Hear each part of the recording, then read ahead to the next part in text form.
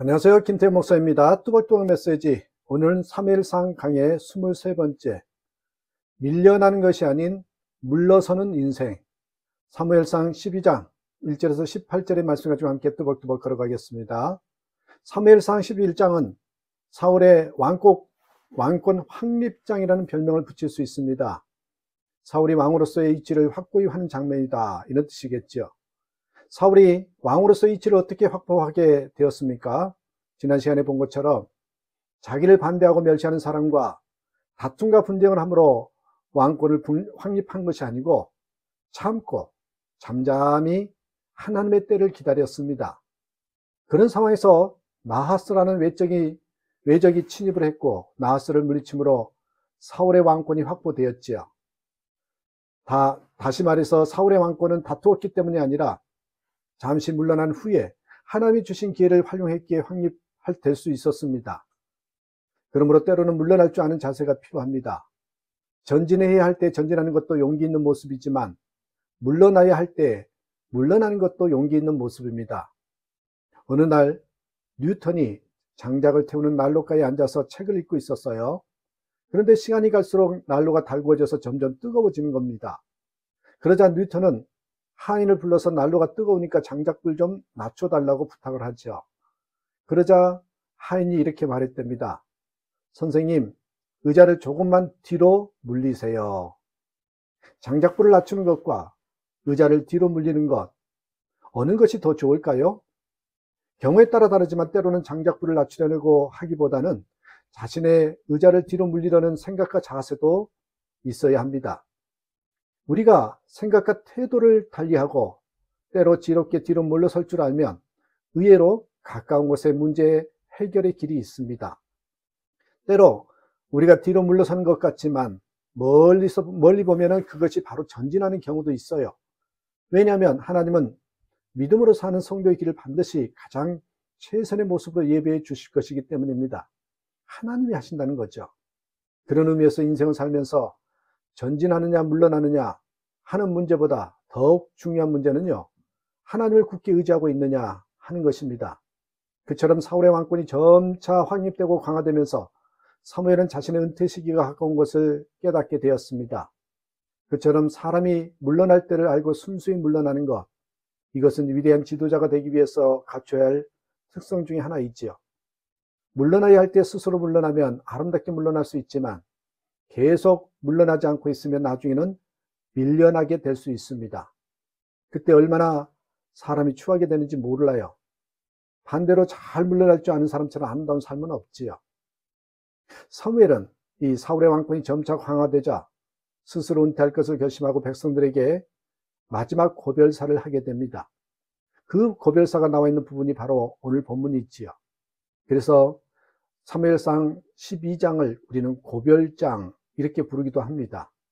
이 사무엘의 고별사와 함께 약 400년간의 사사시대는 막을 내리게 됩니다. 사무엘은 고별사를 하기 전에 백성들에게 말해요. 3절에 내가 그동안 사사의 직분을 수행하면서 네 소나 나귀를 취하고 속이고 압제하고 뇌물을 받고 판결을 어지럽힌 적이 있느냐. 그러자 백성들이 뭐라고 대답합니까? 4절에 당신은 속이지 않았고 압제하지 않았고 취하지 않았습니다. 지도자의 도덕성이 얼마나 중요합니까? 만약 어떤 지도자가 도덕성이 없는 지도자라면 그의 말이 얼마나 먹히겠습니까? 이처럼 간단한 질문을 통해 백성들의 신뢰를 확인한 사무엘은 마지막 고별사를 합니다. 이 고별사 요지가 6절에서 17절까지인데 요약하면 다음과 같습니다. 애굽의 압제 가운데 구하신 하나님, 그러나 그 은혜를 잊어버린 이스라엘. 그래서 하나님은 이스라엘 백성을 이방 손에 붙이셨다. 그러나 다시 하나님은 그들에게 구원을 베푸셨다. 그런 역사가 지속적으로 반복됐는데 그런 역사가 반복되었으면 하나님 중심적으로 살아야 하거늘 너희들은 왕을 구했다. 그래서 왕을 세웠다. 그러나 이제 너희가 하나님의 말씀에 순종하지 않으면 하나님의 손이 또 너희를 치게 될 것이다. 그 증거를 하나님이 보여주실 터인데 보라, 오늘은 밀베는 때인데 내가 여호와의 앞에 아뢰면 하나님이 우레와 비를 보내어 왕을 구한 너희의 죄가 심히 컸던 것임을 알게 하리라. 그처럼 고별사를 끝내자 어떤 일이 벌어집니까? 18절 보십시오. 이에 사무엘이 여호와께 아뢰매 여호와께서 그날에 우레와 비를 보내시니 모든 백성이 여호와와 사무엘을 크게 두려워하니라. 밀을 베는 때는 비가 거의 내리지 않는 때거든요. 그런 때에 사무엘이 말한 대로 그날에 비가 내리고 우리가 생긴다면 그것은 하나님의 역사라고 하지 않을 수 없습니다. 그런데 그 말 그대로 사무엘이 하나님께 아뢰니 하나님이 그날에 우레와 비를 보내셨습니다. 그리고 백성들은 그 역사를 보고 두려운 마음을 가지게 되었지요. 사무엘이 왕정 제도를 폐지하고 사사 제도를 다시 부활시키려고 과거의 역사를 회상하며 이 고별사를 한 것일까요? 아니지요. 제도가 문제가 아니라 하나님 중심적으로 살고 하나님께 순종하며 살아야 한다는 점을 역설한 것입니다. 만약 그렇게 살지 않으면 화를 당하게 될 것이라는 점을 강조하는 것이죠. 그 점은 과거 역사가 증명하므로 이제 하나님 중심적으로 살아야 한다라는 것을 사무엘이 역설하고 있는 것입니다. 과거를 돌아보면서 그리고 역사를 돌아보면서 우리가 해야 할 일은 무엇입니까? 그것은 바로 하나님을 만나는 일입니다. 그리고 하나님이 없으면 인생은 손해를 볼 수밖에 없다는 사실을 깨닫는 일입니다. 그러므로 지나온 길을 돌아보면서 눈이 번쩍 뜨여서 하나님을 볼 수 있어야 해요. 바디메오만이 소경이 아닙니다. 이제까지 삶과 역사를 통해서 하나님을 보지 못하면 우리 또한 소경이나 다름없어요.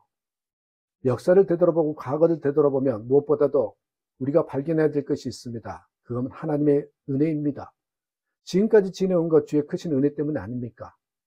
그렇게 힘들게 살았어 왔어도 그리고 마구 얻어맞으며 산 것 같아도요. 우리들은 이렇게 멋있게 살고 있잖아요. 아무리 힘들게 살아도 산다는 것 자체가 멋있는 일이 아닙니까? 우리가 왜 이렇게 살아 있습니까? 죽은 것 같은 그 엄청난 사건 속에서도 하나님의 은혜가 있었기 때문이지요. 그 은혜를 깨달으면 감사하면서 살아야 하는 게 우리의 모습입니다. 성령 충만이 무엇입니까? 은혜에 감사하며 사는 게 성령 충만 아닐까요? 특히 성령님이 하시는 가장 큰 일은 하나님의 은혜를 깨닫게 하고 은혜의 눈을 뜨시게 하는 일입니다. 성령님은 나의 나된 것은 하나님의 은혜며 예수님 없이는 살 수 없음을 깨닫게 해주죠. 원래 우리는 가장 쓸모없는 죄인이었는데 우리를 대신해서 주님이 죽으셨고 우리를 하나님의 자녀 삼아 주셨으니 이 은혜를 어떻게 보답하겠습니까? 그 은혜를 생각하며 내 자리에서 주어진 은혜를 보답하며 사는 것, 그게 성령 충만입니다. 항상 하나님의 은혜의 눈을 뜨고 하나님의 은혜를 크게 볼 수 있는 그런 심령, 그런 우리의 모습이 되기를 주님의 이름으로 축복합니다. 감사합니다.